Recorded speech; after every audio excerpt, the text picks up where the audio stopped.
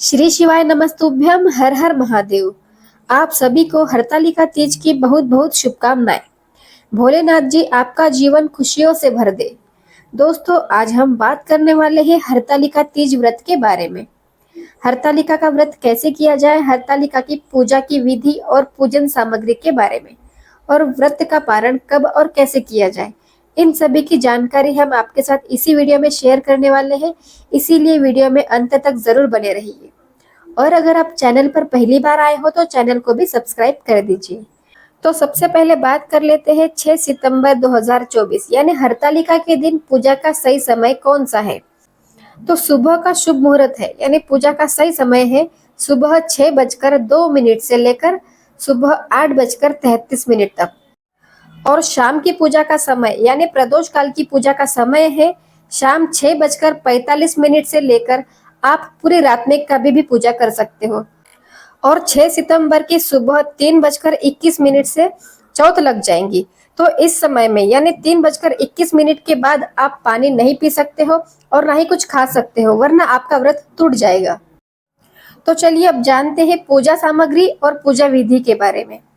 तो हमें एक शिव पार्वती जी की फोटो चाहिए। उसके बाद हमारे घर में अगर शिवलिंग है तो ठीक है, और अगर नहीं है तो हमें रेत का शिवलिंग बना लेना है या फिर मिट्टी का शिवलिंग बना लेना है। हरतालिका तीज में रेत की शिवलिंग का बहुत अधिक महत्व है, तो हो सके तो आप रेत का शिवलिंग बना लीजिएगा। नदी के किनारे की शुद्ध रेत लाकर आप उस रेत का शिवलिंग बना सकते हो। उसके बाद फल, मिठाई और कलश कलश की भी स्थापना करनी होती है। इसीलिए कलश के लिए हमें 5 पान के पत्ते चाहिए, एक नारियल और एक कलश। उसके बाद हमें बेलपत्र, धतूरा, चंदन और सुहाग का सामान और माता पार्वती जी के लिए 16 श्रृंगार रखना है। और 16 पेड़ की पत्तियां तोड़कर लानी है।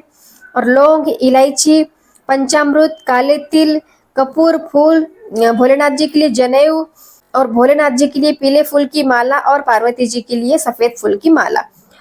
और आपको फुलेरा बना लेना है। हरतालिका तीज में फुलेरे का बहुत अधिक महत्व है, तो इस पूजा में आपको फुलेरा जरूर बनाना है। और जो भी पूजन सामग्री आपके पास है जो भोलेनाथ जी और पार्वती जी की पूजा में शामिल कर सकते हैं, उन सभी पूजन सामग्री को आपको अपने पास रख लेना है। और स्नान आदि करके आपको स्वच्छ वस्त्र धारण कर लेना है। उसके बाद एक आसन लेकर आपको उस आसन पर बैठ जाना है और अपने सामने आपको एक चौकी लगा लेनी है। और उस चौकी पर आपको लाल या पीले कलर का या किसी भी कलर का आपके पास जो हो वो कपड़ा आपको चौकी के ऊपर रख देना है। उसके बाद आपके पास अगर शिव पार्वती जी की कोई फोटो है तो वो फोटो आपको चौकी के ऊपर रख देना है। और जो आपने रेत का शिवलिंग या फिर मिट्टी का शिवलिंग बनाया है वह भी आपको उस चौकी के ऊपर रख देना है। उसके बाद आपको शिव जी का पंचामृत से स्नान कराना है। और आपने जो कलश का सामान लेकर आए हो आपको कलश लगा लेना है, 5 पत्ते और नारियल का आपको एक कलश लगा लेना है। उसके बाद पार्वती जी के लिए जो आप 16 श्रृंगार लेकर आए थे वो श्रृंगार आपको एक टोकरी में रखकर माता पार्वती जी के पास समर्पित कर देना है। उसके बाद आपको पूजा में कुछ प्रकार के फल रख देना है और कुछ प्रकार की मिठाइयाँ रख देनी है। अगर आपके पास मिठाइयाँ नहीं है तो आप घर पे कोई मीठा प्रसाद बना सकते हो।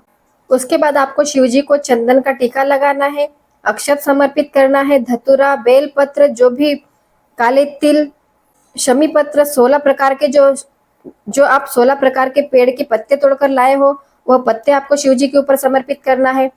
सफेद फूल की माला आपको शिव जी को समर्पित करना है। उसके बाद आपको दिया, अगरबत्ती, धूप बत्ती लगानी है और माता पार्वती जी को सिंदूर लगाना है। माता पार्वती जी को पीले फूल का हार समर्पित करना है। उसके बाद जो भी आप 16 श्रृंगार लेकर आए हो वो माता पार्वती जी को समर्पित करना है। उसके बाद आपको फुलोरा बांधना है और धूप दीप जलाना है और शिव पार्वती जी से प्रार्थना करनी है। आपको हरतालिका तीज व्रत की कथा पढ़नी है या फिर सुननी है। उसके बाद आप चाहो तो शिव चालीसा, शिव स्तुति पढ़ सकते हो और मंत्र का जाप आपको करना है और उसके बाद आरती कर लेनी है। तो चलिए जान लेते हैं कि व्रत का पारण आपको कब करना है। तो अगले दिन यानी कि 7 सितंबर के दिन आपको व्रत का पारण करना है। सुबह 3 बजे से 5:30 बजे के बीच आपको व्रत का पारण कर लेना है। आपको पानी पी लेना है। उसके बाद स्नान आदि करने के बाद जो भी शिव पार्वती जी का कोई प्रिय भोग हो वह भोग आपको बना लेना है और शिव पार्वती जी को उसका नैवेद्य लगाकर उसके बाद ही आपको अपने व्रत का पारण करना है। दोस्तों, वीडियो में दी हुई जानकारी अगर आपको थोड़ी भी अच्छी लगी है तो वीडियो को एक लाइक कर दीजिए।